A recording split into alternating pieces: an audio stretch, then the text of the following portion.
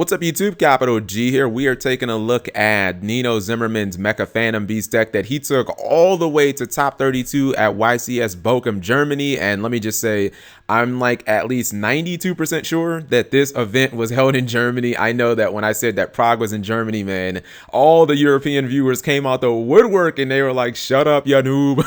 Prague is in the Czech Republic. Learn your geography. So for now on, when it comes to European geography, I'm either going to do a Google search or I'm just going to call Alentio and I'm just going to make sure that I'm right before I start yapping. So anyways, I thought that this was an astonishing feat. I have an infinite amount of congratulations to give to Big Nino. This is a picture of him right here. You can see the big guy. Shout outs to him. I've never really known Mecha Phantom Beast to be a highly competitive deck. I think in its lifetime, it only has about maybe 3 or 4 regional top 8s. I don't think the number is over 5, but even though, and let me just preface this video, I do not in any way claim to be a Mecha Phantom Beast expert. So chances are maybe 70% of the people who are going to watch this video know more about this deck than I do going into it.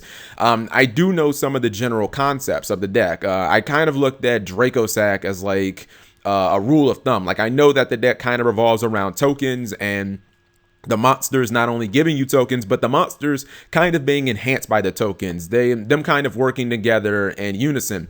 The fact that anytime you have a token on board, your Mecha Phantom Beasts are protected. They can't die by battle or by card effects, if I'm not mistaken. It gives you, I mean, it gives you like, it makes your monsters legitimate walls, even if they don't have like the greatest stats. And I kind of use Draco Stack as a learning tool as far as teaching me, you know, like how the deck is going to play, how the deck is going to operate. Now, I would say, or at least in theory, I would guess that the fact that Dark Hole and Regeki are seeing a ton of play kind of bodes well for the deck, because I know that if you have tokens out with Draco Sack and you Dark Hole him or you Regeki him, you still keep the Draco Sack. So I would assume that all your monsters, you know, the Mega Raptor, the Beasto Lion, I assume that they all work under that same idea. And then if he's running Tengu as well, like you just think about it. I mean, pure monster destruction can practically be useless against this deck, but then he can still obviously abuse things like Dark Hole. So he has a real edge when it comes to just, you know, people trying to clear his boards and them really not doing anything, but he can still Dark Hole and get rid of your Genlock or get rid of your Unicorn plus Manju Sanju field that you left out there. Now, I actually was looking at this because they had an article before he actually made top 32, and it says that he has been playing this deck for a while, and I think he took the rogue approach really well. And I was actually talking about this in other videos, the Skull Serpent video for sure. But you see that he's been playing this deck for about a year and a half, and he says that he's played in a few smaller events. Obviously, he worked up the confidence to play it at this event, and he says he expected a lot of Necros, so he obviously teched the deck out to beat the meta, and we're going to actually look at that when I go into it.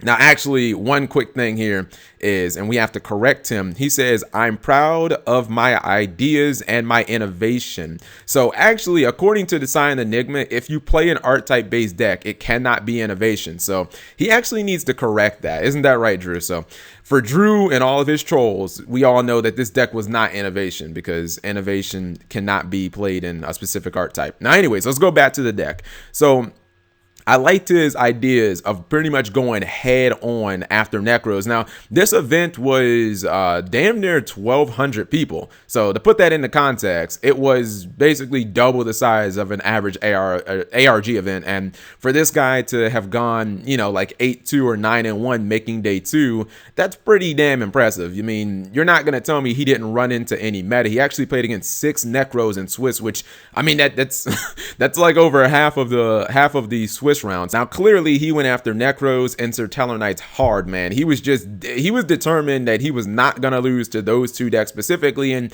if you look at the most recent YCS, like those were the most represented decks at YCS Chicago. So it would make sense that those would be the decks that you'd want to kind of hone in on when you're talking about what you're going to play the most.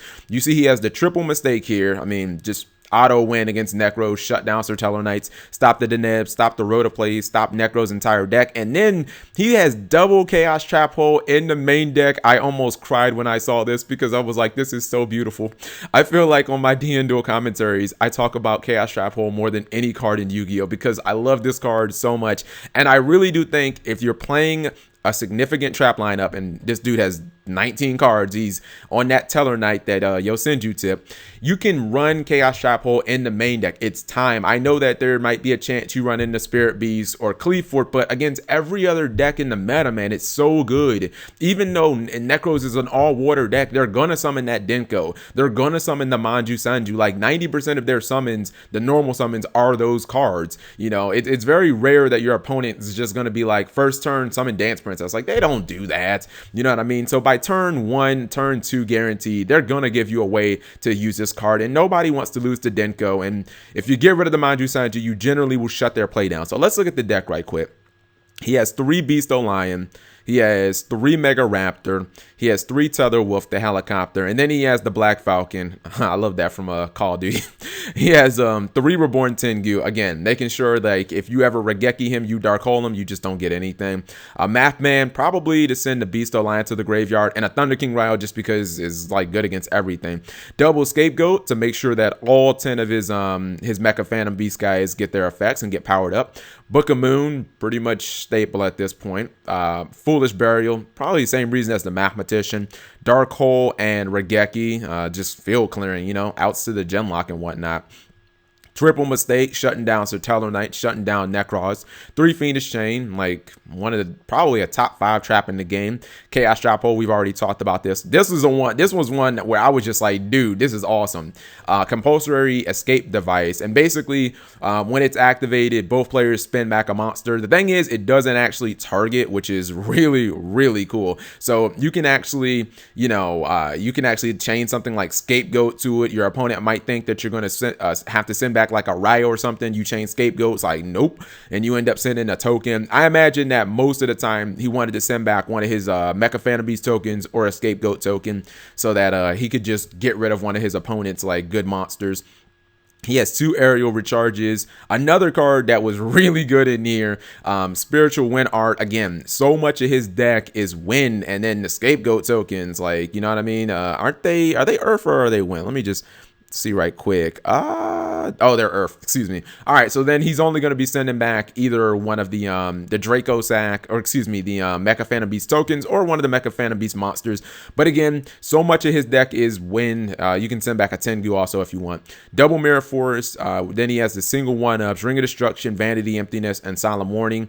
Just good, you know, spot removal. And then obviously the Floodgate cards or the Summon Stoppers that can literally win you a duel. A well-timed Solemn Warning can win you a duel in this format, and same thing goes with a well-timed Vanity's Emptiness. For the extra deck, kind of a split between Synchros and Xyz. Goyo Guardian, Double Armades, Scrap Dragon, Crimson Blader. I still really, really love Crimson Blader against Necros. He's got the Mecha Phantom Beast.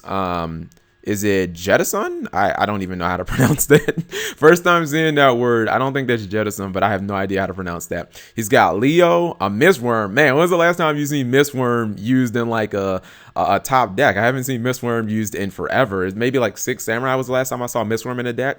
Lightning Shidori. He's got Castel, Exiton Knight, Gaga Cowboy. Probably like the best rank 4 pool right here between these 3 guys. He has Mecha Phantom Beast, Draco Sack, because of course it's Mecha Phantom Beast. You got to have the best one.